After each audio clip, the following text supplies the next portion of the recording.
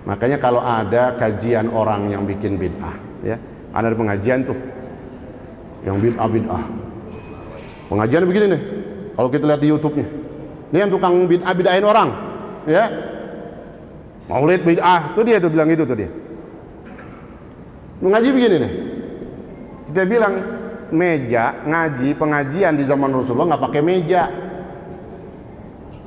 Ente bid'ah tuh, bilang itu aja.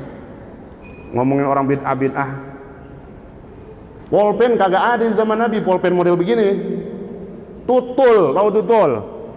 Ya, bikin sendiri tuh tintanya. Pulpen yang ente pakai bid'ah. Ini pengajian model begini bid'ah. Kalau dia ngata-ngatain bid'ah.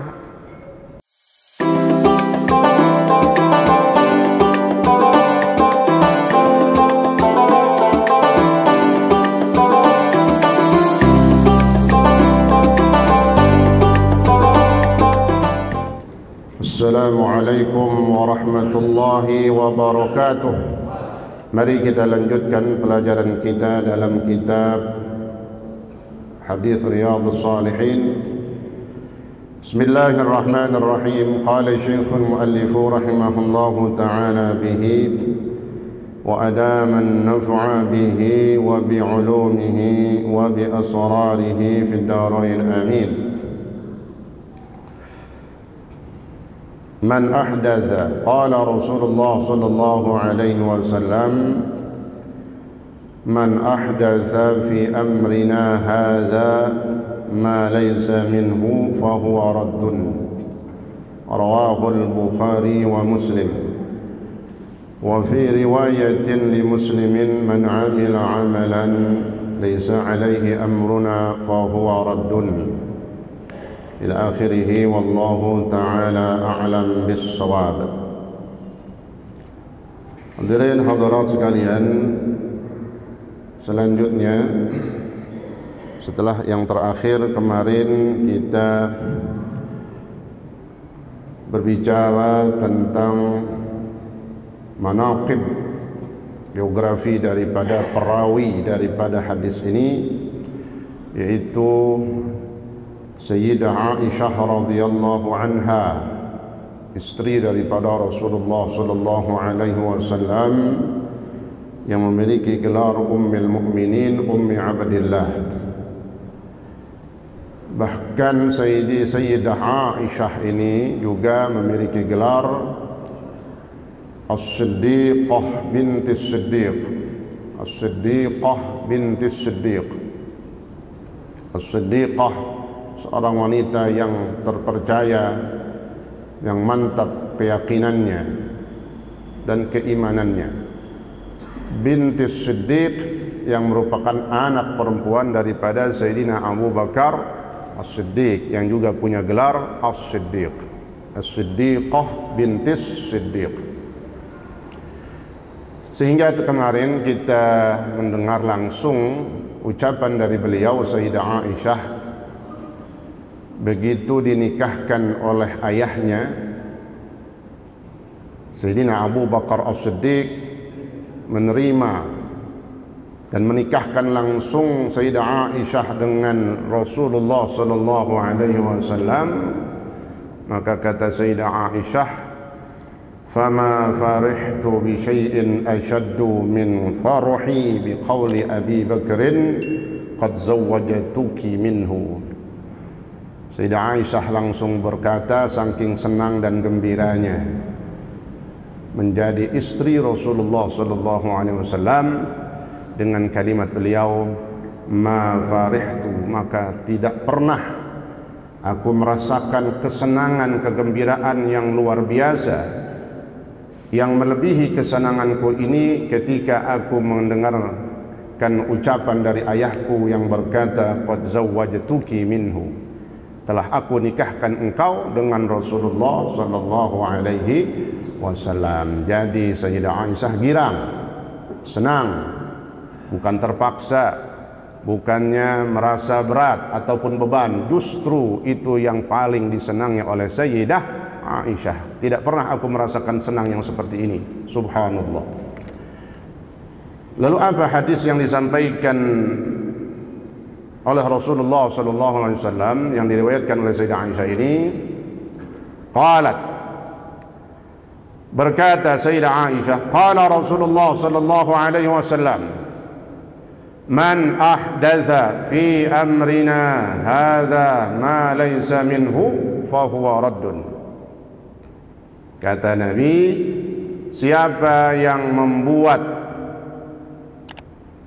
atau membikin sesuatu yang baru, ahdatha ay ansha'a wa ikhtara'a min qibali nafsihi amran hadithan, yang membuat sesuatu urusan atau satu buatan-buatan baru, lam yakun mawjudan fi zamanin Nabi sallallahu alaihi wasallam, yang tidak pernah ada di zaman Rasulullah sallallahu alaihi wasallam. Ini yang disebut wa huwa al-musamma bil bid'ah. Ini yang disebut dengan bid'ah. Bid'ah itu adalah ikhtira' atau ikhtira'un, buatan-buatan baru, satu pekerjaan baru, satu perbuatan baru yang tidak pernah ada di zaman Rasulullah sallallahu alaihi wasallam. Secara umum disebut bid'ah. Kemudian nanti dibagi bid'ah itu oleh ulama, di antaranya Al-Imam Ghazali rahimahullah dalam kitab Ihya Ulumuddin. Beliau mengatakan di situ bahwasanya bid'ah itu terbagi menjadi dua. Ada bid'ah hasanah, ada bid'ah dhalalah. Ada bid'ah mahmudah, ada bid'ah mazmumah. Jadi jangan begitu mendengar kalimat bid'ah lalu dikatakan sesat. Sebab pengertian bid'ah secara arti bahasa juga secara arti istilah itu lebih luas lagi kalau secara arti istilah. Maka kata Rasulullah SAW, ini hadis secara global. Siapa yang membuat satu buatan-buatan baru fi amrina, di dalam urusanku, kata Rasulullah, ini bid'ah yang dilarang. Kalau kita baca hadisnya dulu, bid'ah yang dilarang di mana? Fi ay dinul Islam, di dalam masalah beragama, di dalam masalah syariat. Siapa yang membuat satu buatan-buatan baru, ma laisa minhu, nah, kemudian urusan-urusan ataupun kegiatan-kegiatan agama ini, ma laisa minhu, tidak ada perintahku di dalamnya. Laisa min amrina. Maksudnya apa? Dengan contoh itu perbuatan berlawanan dengan syariat, atau tidak ada dalil yang menunjang untuk memerintahkan pekerjaan itu, fahuwa raddun, maka buatan itu, pekerjaan itu raddun. Apa maknanya mardud? Raddun ay mardud, ditolak, artinya ditolak, tidak diterima. Jadi yang dimaksud di sini, siapa yang membuat satu buatan-buatan baru di dalam masalah agama, di dalam syariat, maka ditolak. Ditolaknya dengan apa maksudnya? Nggak diterima. Maknanya nggak diterima, kenapa? Fa kullu bid'atin dhalalah, kullu muhdatsatin bid'ah, wa kullu bid'atin dhalalah, wa kullu dhalalatin finnar. Setiap yang baru itu adalah bid'ah, dan setiap yang bid'ah itu adalah dhalalah, apa sesat, dan setiap yang sesat maka tempatnya adalah neraka, wa kullu dhalalatin finnar. Tapi ingat, perhatikan, yang dimaksud sesat, neraka bagi pelaku bid'ah di sini adalah bid'ah sayyi'ah, bid'ah yang di situ diharamkan oleh Allah Subhanahu wa taala. Kemudian juga bid'ah yang melanggar aturan syariat, atau bikin syariat baru. Salat 5 waktu, namanya salat 5 waktu. Kurangin apa? Isya nggak usah dah, jadi 4 aja. Bikin aliran, salatnya berapa? 4, maka sesat. Ya, jangankan mengurangi satu salatnya, rokaatnya aja dikurangin atau ditambahin. Subuh dikit banget ya, 2 rakaat, tambahin dah berapa? 5 gitu. Ganjil ya, sasali ya, 5. Lupaan tadi kelihatan. Mengurangi, menambah syariat yang udah pasti, maka itu dikatakan bid'ah. Dan itu yang dimaksud bid'ah yang dolalah, bid'ah yang sesat, bid'ah yang dilarang, bid'ah yang orangnya kalau nggak bertaubat sampai mati, nggak menyadari kesalahannya, maka finnar, maka berada di dalam neraka. Kenapa? Karena dia berani bikin satu buatan-buatan baru di dalam syariat yang tidak pernah diajarkan oleh Rasulullah Sallallahu Alaihi Wasallam. Jadi garis besarnya itu dulu, bid'ah. Ya, bid'ah yang sesat di sini maksudnya adalah bid'ah yang haram, bid'ah yang di situ membuat satu buatan baru di dalam syariat kita. Adapun bid'ah yang kata Imam Ghazali dibagi 2. Yang pertama bid'ah hasanah atau bid'ah mahmudah. Apa bid'ah hasanah? Bid'ah yang bagus dan baik. Bid'ah yang mahmudah, apa? Terpuji, bagus. Ya. Seperti apa? Contoh, karena nggak ada di zaman Nabi nih, kan bid'ah begitu. Tapi dikerjakan dan bahkan dipelopori oleh para sahabat Nabi. Contohnya siapa? Ijma'ul Quran, mengumpulkan Al-Quran menjadi satu, yang tadinya hanya berupa lembaran-lembaran dalam catatan-catatan para hufaz atau hafid, para sahabat Nabi yang menghafal Al-Quran, mendengar dari Rasulullah, dicatat. Masih lembaran-lembaran. Setelah wafatnya Rasulullah Sallallahu Alaihi Wasallam, maka dikumpulkan oleh Sayyidina Abu Bakar As-Siddiq sebagai khalifah pertama pengganti Rasulullah. Beliau yang mengumpulkan tuh Al-Quran menjadi kumpulan sekarang yang kita baca itu. Tadinya terpisah-pisah, masih dalam tulisan-tulisan pelepah-pelepah kurma. Maka dikumpulkan oleh Sayyidina Abu Bakar As-Siddiq. Kan nggak ada itu, Nabi nggak ngumpulin, tapi dikumpulin oleh Sayyidina Abu Bakar As-Siddiq.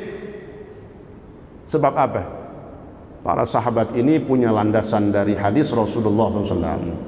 Sebab kata Nabi, man sanna sunnatan hasanatan falahu ajruha wa ajru man amila biha min ghairi ayyan qusa min ujurihim syai'un.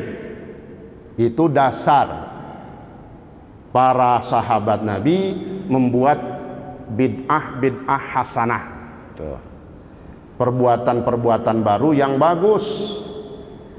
Sebab kata Nabi, man sanna sunnatan hasanatan, siapa yang memulai atau membuat satu perbuatan bagus, bikin perbuatan, bikin satu tempat yang bagus, satu kerjaan yang hasanah, maka orang itu mendapatkan pahala. Sayyidina Abu Bakar ini dapat pahala sejumlah umat yang membaca Al-Quran. Falahu ajruha wa ajru man amila biha. Jadi yang pertama, beliau ngumpulin itu dapat pahala, karena itu satu pekerjaan yang luar biasa sehingga memudahkan kita. Coba bayangin kalau Al-Quran masih nggak kayak begini itu sekarang, bukan berupa kitab itu arti kumpulan. Susahnya kita baca Al-Quran, tapi dengan apa yang dilakukan oleh Sayyidina Abu Bakar As-Siddiq jadi mudah bagi kita. Subhanallah. Maka Sayyidina Abu Bakar mendapatkan pahala bikin itu, kumpulin itu, wa ajru man amila biha. Dan Sayyidina Abu Bakar juga mendapatkan pahala orang yang membaca apa yang dibikinnya itu. Kumpulan Al-Quran yang dibikin oleh beliau kemudian dibaca seluruh dunia, apakah beliau mendapatkan pahalanya. Itu bagusnya kalau berbuat satu kebaikan dan bikin satu perbuatan yang baru, yang di situ bagus dan hasanah. Sayyidina Abu Bakar turun di khalifah kedua, Sayyidina Umar. Sayyidina Umar bin Khattab memimpin khalifah atau menjadi khalifah, berkuasa, bahasanya banyak, panjang, kurang lebih 10 tahun 10 tahun ya, tapi adil. Tuh dengerin, 10 tahun tapi adil. Nah, kalau baru 3 tahun udah nggak adil, udah bohong, mau nambah 2 periode, ini mau nambah lagi 3, hancur udah. Ada hikmahnya kata ulama sirah, kenapa Sayyidina Umar yang paling panjang memerintahkan atau menjadi pemerintah, berkuasa dibandingkan para khalifah. Karena Allah mau menunjukkan, beginilah kalau jadi pemimpin, adillah seperti adilnya Sayyidina Umar bin Khattab. Nah, di antaranya di zaman pemerintahan beliau, Sayyidina Umar bikin tuh nasbud diwan. Kalau bahasa sekarang, kantor pemerintah. Itu yang bikin pertama Sayyidina Umar bin Khattab radhiyallahu anhu, karena 10 tahun memerintah. Maka adalah dalam setiap instansi kantor itu ngambilnya dari situ, ngikutin Sayyidina Umar. Masjid ada kantornya, sekretariatnya. Lembaga ini ada sekretariatnya, kan kantor gitu, ada kantor pusat, ada kantor cabang. Nah, diwan. Kemudian ada kepengurusan. Kalau kita nanya, emang zaman Nabi ada itu kepengurusan masjid? Nggak ada emang. Mulai kapan kepengurusan itu ada? Di zaman Sayyidina Umar bin Khattab. Ada yang namanya pemimpin, gubernur sono, gubernur Syam, gubernur Irak, gubernur Syria, gubernur Yaman, semuanya ada. Itu diutus delegasi. Sayyidina Umar tuh yang menjadi penguasa saat itu. Itu kepengurusan, disitulah di zaman siapa? Sayyidina Umar. Maka dengan adanya kepengurusan jadi mudah dan gampang. Di masjid siapa ketuanya? Sano si fulan. Bendahara siapa? Mau nyetorin, mau nyumbang, kan enak. Masa kalau mau nyumbang kasih aja marbot? Gimana? Misalnya nih contoh, maka ada tempatnya masing-masing. Supaya apa? Memudahkan kita, masing-masing juga ada pekerjaannya. Ini buatan yang dibuat oleh di zaman Sayyidina Umar bagus. Bagusnya apa? Memudahkan dalam urusan pemerintahan dan dalam urusan kelembagaan kita. Alhamdulillah. Yang kedua, Sayyidina Umar ini yang terkenalnya ya, yang beliau buat itu mengumpulkan para jamaah untuk melakukan sholat tarawih secara berjamaah dengan satu imam.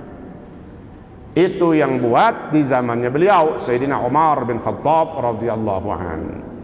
Ketika saat itu di zaman Rasulullah masih terpisah-pisah tarawih. Kalau ada di zaman Nabi, Nabi yang jadi imam. Kemudian Rasulullah wafat, di zaman Sayyidina Abu Bakar khalifah pertama, pencar-pencar masing-masing bikin kelompok sendiri, bikin tarawih. Pojok bikin tarawih, tengah bikin tarawih, sebelah sana bikin tarawih. Sayyidina Umar melihat ini bagaimana kalau disatukan umat Islam, maka begitu luar biasa persatuannya.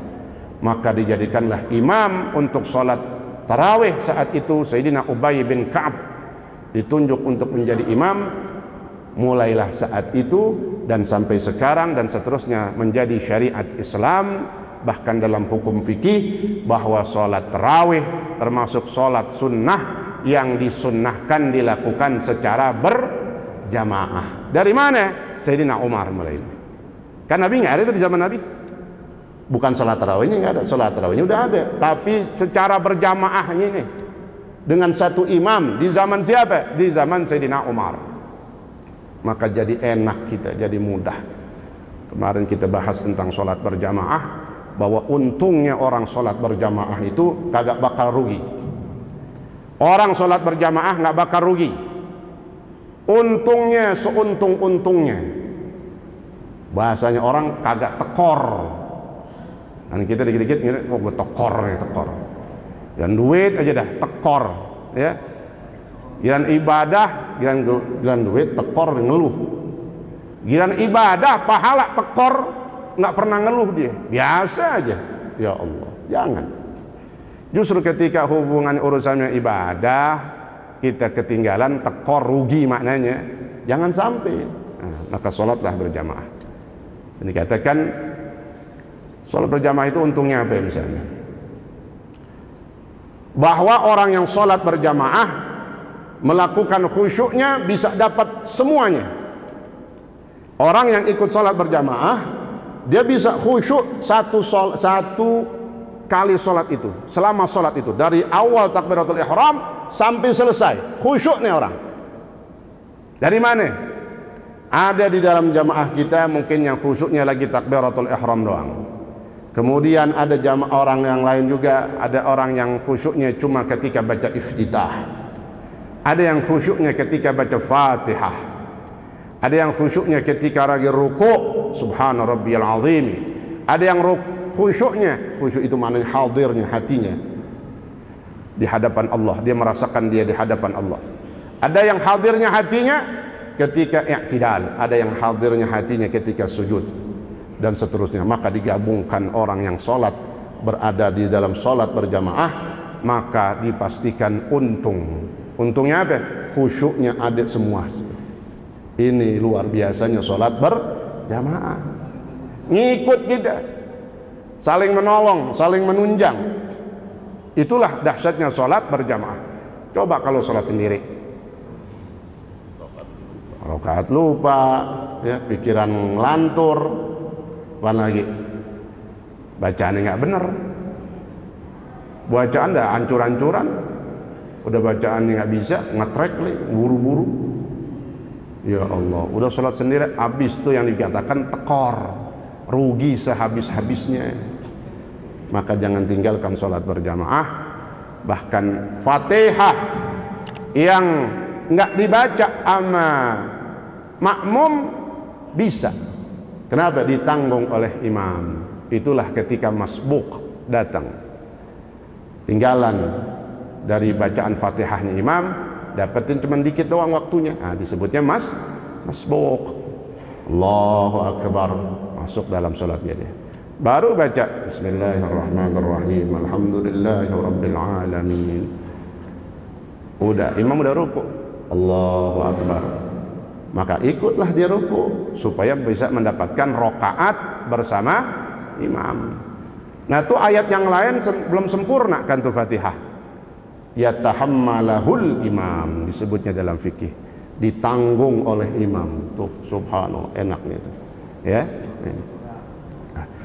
Maka itulah Sayyidina Umar bin Khattab mengumpulkan para sahabat dan juga umat Islam saat itu untuk melaksanakan sholat tarawih berjamaah. Maka setelah wafatnya Sayyidina Umar digantikan oleh khalifah ketiga, siapa? Sayyidina Utsman bin Affan radhiyallahu anhum. Sayyidina Utsman melihat masjid-masjid ini ketika bulan Ramadan begitu luar biasa meriahnya, syiarnya dengan sholat tarawih berjamaah. Maka Sayyidina Utsman mendoakan Sayyidina Umar, Allahumma nawwir qabra Umar kama nawwara masajidana. Saking bersyukurnya itu Sayyidina Utsman melihat yang udah dikerjain sama Sayyidina Umar ini kayak begini, jadi enak, jadi syiar itu luar biasa. Jadi orang-orang yang bikin syiar itu kita bersyukur, Pak. Ada pengajian yang bikin syiar nih, kita bersyukur. Ya, seandainya kita meninggal nih, yang bikin syiar meninggal, dia dapat pahala terus tuh. Pahala terus yang ngikutin syiar-syiarnya. Termasuk contohnya nih seperti Sayyidina Umar bin Khattab. Maka kata Sayyidina Utsman, berdoa beliau, ya Allah, nawwir qabra Umar. Terangilah kuburnya Sayyidina Umar sebagaimana beliau telah menerangi masjid-masjid kami. Dengan apa terangnya? Sholat tarawih berjamaah. Sayyidina Utsman khalifah ketiga bikin juga bikinan baru disebutnya bid'ah. tapi bid'ahnya bid'ah apa? Hasanah. Kalau tadi dikumpulin oleh Sayyidina Abu Bakar, lalu ditartibul mushaf, diurutin, ya, sesuai dengan urutan-urutan yang lebih pas lagi dari urutan-urutan ayat dan surahnya. Maka itulah yang sampai sekarang kita pakai, disebutnya mushaf Utsmani, mushaf yang diurutkan, ditertibkan oleh Sayyidina Utsman. Sampai sekarang disebutnya mushaf Kalau kita pernah dengar kalimat mushaf Utsmani apa? Itulah maksudnya Al-Quran yang sampai sekarang kita baca, yang ditertibkan, diurutkan surah-surahnya semuanya di zaman Khalifah Sayyidina Utsman bin Affan oleh beliau sendiri, Sayyidina Utsman bin Affan. Kemudian Sayyidina Ali juga melakukan satu perbuatan, apa? Qitalul bughah, pembangkang. Kalau di zaman Rasulullah ada yang membangkang, di zaman Nabi masih ada yang membangkang dari orang-orang munafik, nggak dikasih, Nabi dibunuh. Abdullah bin Ubay bin Salul, dedengkot munafik di kota Madinah. Sayyidina Umar udah paling gregetan kalau ngelihat Abdullah bin Ubay, udah pengen bawaannya ngeluarin pedang aja, udah pengen lepas palanya itu sama badannya. Tapi kata Rasulullah, ya Umar, jangan kau bunuh dia. Kenapa? Apa nanti kata orang-orang Yahudi? Nanti dikata aku Muhammad membunuh saudaranya sendiri. Tapi di zaman Sayyidina Ali bin Abi Thalib, karena pembangkangan udah makin parah, ya, contohnya aja udah macam-macam kayak Syiah itu udah nyeleneh dan keluar aturan semua, dari nggak ngikut kepada syariat, khususnya bughah ini pembangkang. Ketika beliau jadi khalifah, karena itu banyak dari kaum Khawarij yang ingin membunuh beliau. Ini maaf, Khawarij ini hafal Quran. Bahkan yang diriwayatkan, yang diceritakan yang membunuh Sayyidina Ali itu ya kaum Khawarij, hafidhul Quran.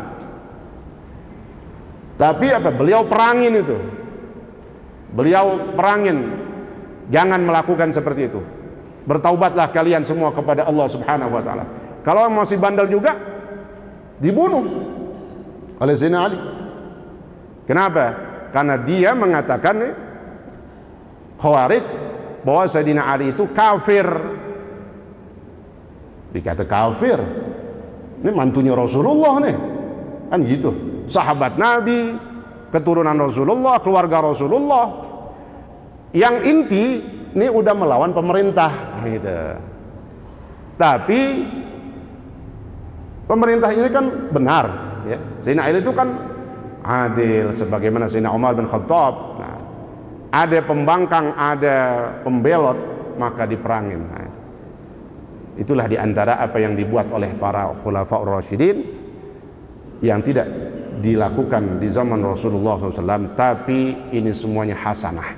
Tarawih, pemerintahan sekarang, adanya kepengurusan, kemudian macam-macam tadi, mushaf Al-Quran yang kita baca, itu semuanya dibuat dalam unsur dasar hadis Rasulullah Sallallahu Alaihi Wasallam. Adapun bid'ah yang sayyi'ah, bid'ah yang dhalalah, bid'ah yang mazmumah, itulah yang tadi, ya, bid'ah yang membuat atau merubah syariat Islam. Atau bid'ah apa lagi nih? Bid'ah yang dhalalah, bikin satu perbuatan atau tempat yang di situ ada unsur yang diharamkan oleh Allah Subhanahu wa taala. Bikin tempat dangdut, apa namanya itu kalau orang pada nyanyi? Karaoke, diskotik, apa lagi? Sarang, bandar narkoba. Pokoknya tempat-tempat kemaksiatan bikin. Sama kata Nabi, man sanna sunnatan sayyi'atan. Sebagaimana kebaikan kalau dibikin itu orang yang bikin dapat pahala, begitu juga kejahatan, kemaksiatan, tempat-tempat haram dibikin, orangnya udah mati, masih ada tuh posnya, pos sarang penyamun begitu misalnya. Tuh orang mabok di situ, teler, zina, macam-macam dah, kumpul laki perempuan. Orang yang bikinnya udah mati. Man sanna sunnatan sayyi'atan, siapa yang bikin tempat seperti itu, maka falahu wizruha. Yang pertama, dia dosa bikin tempat itu. Atau kalau bukan tempat, perbuatan kemaksiatan, dibikin satu perkumpulan homo misalnya gitu, kan itu. Perkumpulan maksiat pokoknya. Orang itu yang bikin maksiat dosa. Apa itu doang? Wa wizru man amila biha. Dan juga orang itu mendapatkan dosa sejumlah orang yang ngerjain dosa di tempat itu yang dibikin. Sampai kapan? Sampai hari kiamat. Jangan gampang-gampang bikin tempat-tempat kemaksiatan, ya. Ini buat orang luar. Kalau kita kan orang ngaji semua. Ini orang-orang yang nggak ada iman ini. Ya kalau buat kemaksiatan gampang banget dah.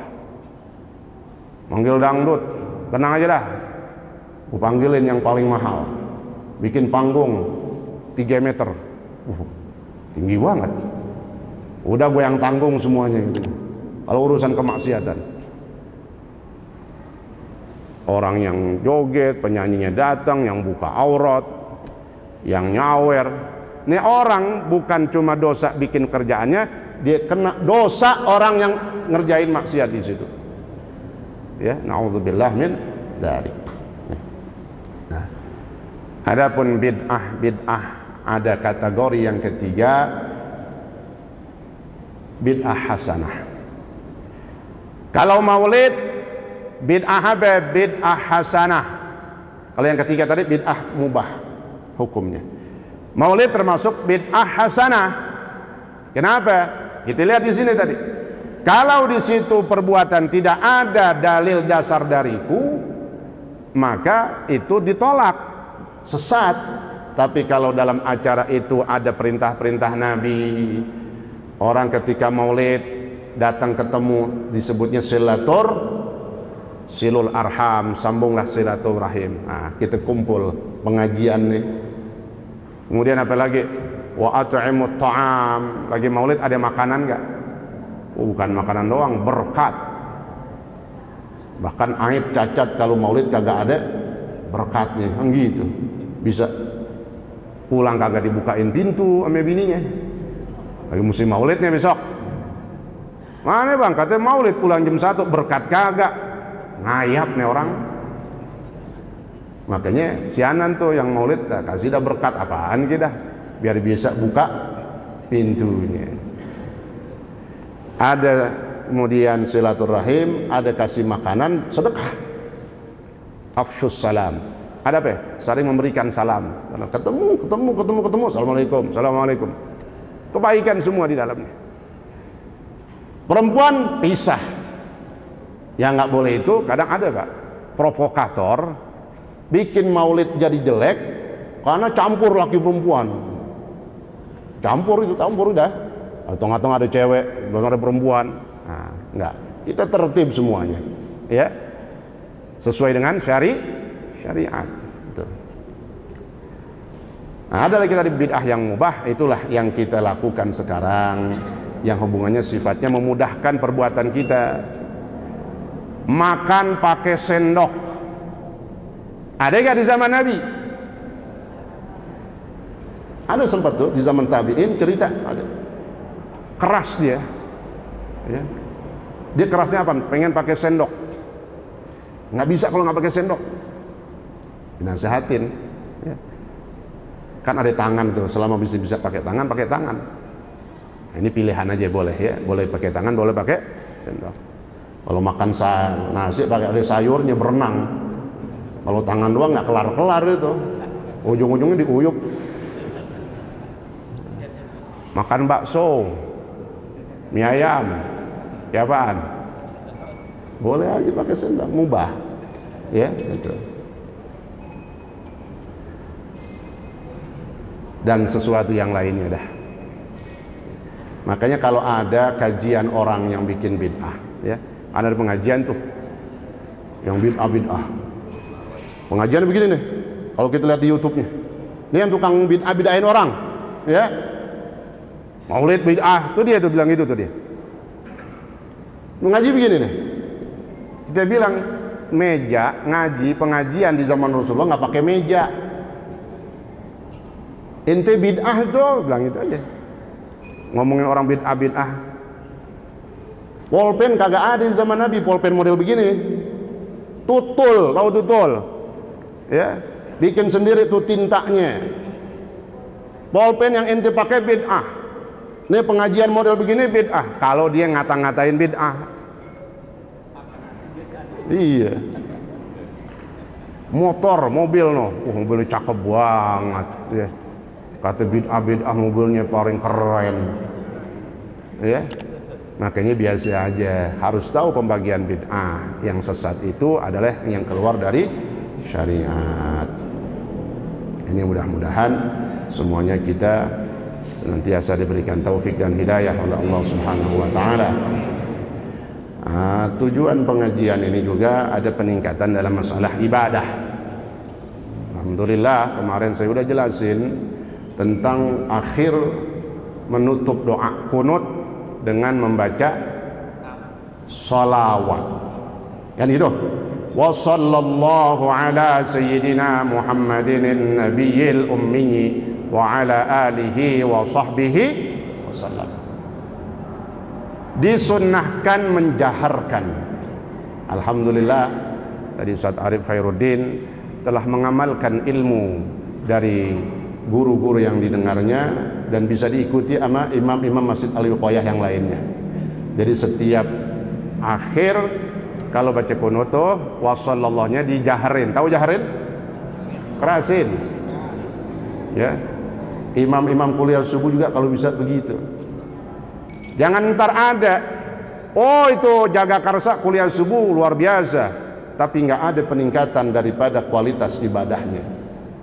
Padahal pencetus kita dulu almarhum Al-Walid Kiai Abdul Razak Haidir ketika baca kunut di akhir beliau tutup dengan wa sallallahu ala sayyidina Muhammadin nabiyil ummi wa ala alihi wa sahbihi wasallam. Saat-saat yang lain ikuti juga nih. Al-Khamsin ya. Saat semuanya baca ya. Ini namanya kita ngamalin ilmu. Kalau kita kagak mau ngamalin ilmu memang enakan ngikutin hawa nafsu aja. Aku segen baca wa sallallahu. Padahal ketika kita baca salawat itu syiar bangga kita menjadi umat Rasulullah SAW. Maka ketika kita baca wa sallallahu ala sayyidina Muhammadin nabiyil ummi wa ala alihi wa sahbihi wasallam, dari segi hukum fikihnya udah jelas ya. Saya jelasin lagi karena masih ada ikut pengajian tapi belum dipakai, namanya belum ngamalin ilmu ya. Kita dengar, taruh nih, saya dengar tentang ini nih, nggak baca kitabnya, dengar dari guru, kamu gini, yang bagus begini, yang afdal begini, kerjain nggak?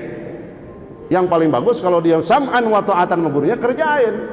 Ini ngaji doang, kerjain kagak. Ini bukan khilaf, ini masalah afdal, keafdalan, keutamaan. Boleh sir, boleh pelan, sallallahu. Tapi paling afdal, paling bagus apa? Jahar. Kenapa? Dia bagian dari doa sebagaimana Allahumma hdina fi man hadait, itu kan doa, maka jahar. Maka sholawat apalagi doa yang paling dahsyat, doa yang paling afdal adalah dalam sholawat. Ya, Al-Walid Kiai Abdul Razak Haidir, Kiai Syafi'i Azami, yang paling luar biasa lagi Habib Salim bin Abdullah bin Marshatiri, nyontohin, beliau kagak nyuruh tapi baca kitab ada di situ, kemudian yang dilakukan seperti itu. Nah ini maknanya kita mengikut, mengakar, mengekor kepada guru-guru kita yang fikih, ahli fikih. Maka kata ulama, orang jadi imam sholat itu bukan cuma bagus bacaannya, bukan cuma hafizul Quran, tapi apa? Aqra'uhum afqah katanya. Yang dimaksud aqra' di sini pintar bacaannya, afqah, ahli fikih, ngerti nih, ini yang paling afdal dikerjain itu. Kalau bisa jadi imam itu yang paling afdal dikerjain. Takbir intiqal, angkat tangan, Allahu Akbar. Jangan jadi imam malas banget angkat tangan. Mau ruku nggak kayak angkat tangan, Allahu Akbar. Tidak, ya Allah, dere aja udah. Meskipun sunnah hayat. Jadi imam itu luar biasa, harus ada pemilihan yang lebih ketat untuk kesempurnaan pahala kita. Kemarin kenapa hadis Salat berjamaah ada 2 riwayatnya, ada yang 25 derajat, ada yang 27. Yang kita kenal 27. Ada 25. Riwayatnya sahih semua. Kenapa kata Imam Nawawi kemarin? Ini berbedanya derajat, berbeda-beda dari kualitas salatnya. Nah, kalau imamnya kurang afdal, cuma semaunya tidak melakukan sesuatu yang paling utama, kalau dia bisa kerjain. Timbang ngucapin doang wa sallallahu ala sayyidina Muhammadin nabiyil ummi wa ala alihi wa sahbihi wasallam. Nah, ini ntar bisa bikin klipnya nih ntar. Ya, untuk penekanan kita dalam masalah peningkatan ibadah kita khususnya bagi imam. Ya, ini mudah-mudahan menjadi ilmu yang bermanfaat. Kita mendapatkan keberkahan dari ilmu yang kita pelajarin, juga berkah dari guru-guru kita.